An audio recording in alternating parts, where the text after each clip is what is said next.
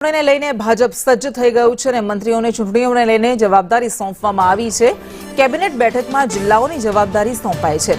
જાન્યુઆરીમાં ચૂંટણીઓ જાહેર થવાની સંભાવના છે અને તેને લઈને ભારતીય જનતા પાર્ટી અત્યારથી જ તૈયારી કરી દીધી છે। તો કેબિનેટ બેઠકમાં મંત્રીઓને જિલ્લા પ્રમાણે જવાબદારી સોંપવામાં આવી છે। વધુ વિગત સાથે સંવાદદાતા હિરેન રાવલ આપણી સાથે જોડાઈ ગયા છે।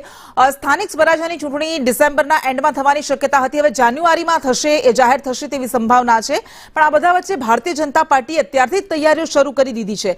શું તૈયારીઓ કરાઈ છે?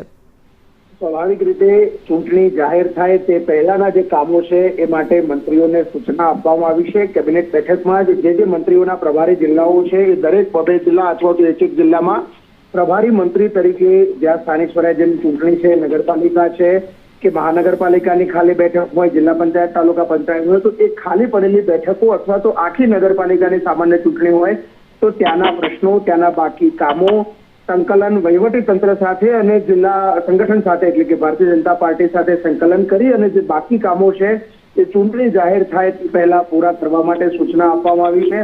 આ સિવાય વહીવટી રીતે અને પોલિટિકલ રીતે પણ ચૂંટણીમાં કોઈ અડચણો ઊભી ન થાય એના માટે આ મંત્રીઓની જવાબદારી સોંપવામાં આવી છે, જેથી કરીને ચૂંટણી જાહેર થાય ત્યાર પછી સંગઠનનું કામ પણ સરળતાથી પૂરું થાય। એટલા જ માટે પ્રભારી મંત્રીઓને જ આ પોતાના જિલ્લાઓ છે એ જિલ્લાઓની અંદર આ કામગીરી માટે સૂચના અપાઈ છે। જી, આભાર આપનો।